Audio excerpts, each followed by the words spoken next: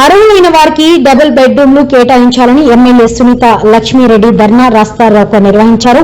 నర్సాపూర్ పట్టణంలోని చౌరస్తా వద్ద ఎమ్మెల్యే సునీత లక్ష్మీరెడ్డి ధర్నా రాస్తారోకో నిర్వహించారు. ఈ సందర్భంగా ఆమె మాట్లాడుతూ కేసీఆర్ ప్రభుత్వం నిరుపేదలకు ఇండ్లు లేని వారికి డబుల్ బెడ్రూమ్ నిర్మాణం చేస్తే ప్రస్తుత కాంగ్రెస్ ప్రభుత్వం వాటిని అర్హులకు కేటాయించకుండా కాలయాపన చేస్తుందని మండిపడ్డారు. ఈ కార్యక్రమంలో తాజా మాజీ మున్సిపల్ చైర్మన్ అశోక్ గౌడ్, నాయకులు చంద్రగౌడ్, జ్ఞానేశ్వర్, సత్యం గౌడ్, భిక్షాపతి, ప్రజలు తదితరులు పాల్గొన్నారు. దాదాపు 252 డబుల్ బెడ్రూమ్లు కంప్లీట్ అయిపోతా ఉన్నాయి. ఈ ప్రభుత్వం వచ్చినాక మళ్లీ ఇస్తదేమని 2 సంవత్సరాలు వేచి చూడడం జరిగింది. ప్రతి మీటింగ్ లో కూడా మరి కలెక్టర్ గారు గాని, ఇన్ఛార్జ్ మినిస్టర్ గాని, జిల్లా మంత్రులు గాని మరి అడుగుతా ఉంటే కూడా ఇంతవరకు అసలు పలుకుతున్నటువంటి సందర్భంలో నిర్లక్ష్యం చేస్తా ఉన్నారన్న ఆలోచనతోనే ఈ రోజు పేదవారి పక్షాన ఆ కంప్లీట్ అయినటువంటి డబుల్ బెడ్రూమ్ వెంటనే ఇచ్చేయాలని చెప్పేసి డిమాండ్ చేస్తూ ధర్నా రాస్తారోకో చాలా ఇమీడియట్ గా కంప్లీట్ అయిపోయినటువంటి ఇళ్లను ఇవ్వాలి. అదేవిధంగా ఇన్కంప్లీట్ గా ఉన్నటువంటి ఆ ఇళ్లను కూడా మొత్తం 224 ఇళ్లను కూడా కంప్లీట్ చేయాలి.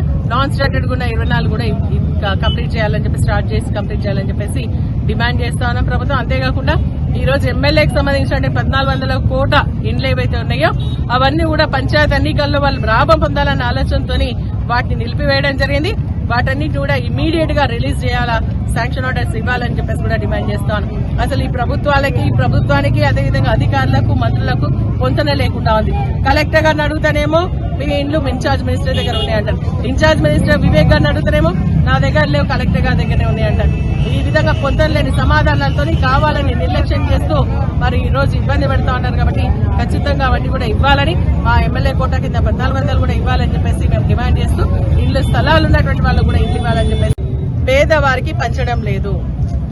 ఎంక్వైరీ పేరు మీద అప్లికేషన్ పెట్టుకుంటున్న వాళ్ళందరూ కూడా ఎంక్వైరీ చేస్తా ఉన్నారే తప్ప వారికి డబుల్ బెడ్రూమ్ ఇంతవరకు పంపిణీ చేయలేదు.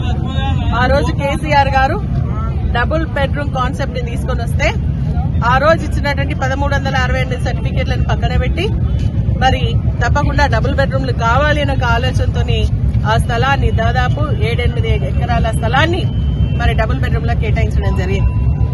మరి 8 ఎకరాలు మార్కెట్ యార్డ్కి ఇచ్చిన తర్వాత మిగిలిన స్థలాన్ని కూడా డబుల్ బెడ్రూమ్ లకు ఇవ్వడం జరిగింది.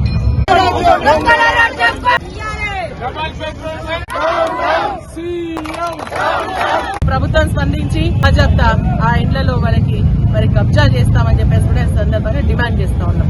ముందు దాదాపు 252 డబుల్ బెడ్రూమ్లు కంప్లీట్ అయిపోతా ఉన్నాయి.